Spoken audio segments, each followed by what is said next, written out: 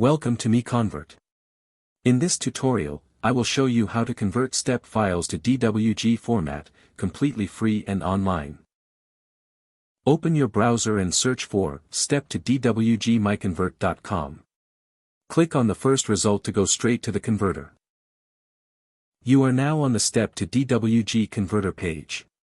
The interface is clean and easy to use. Let's upload a file.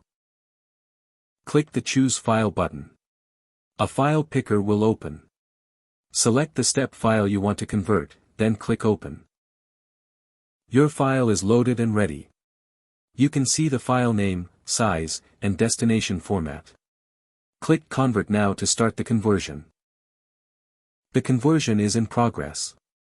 You can see the progress bar moving. This usually takes just a few seconds. Done. Your file has been successfully converted. Click Download to save the DWG file to your computer. That's it. Visit MiConvert.com for more free conversion tools. Subscribe for more tutorials. Thanks for watching.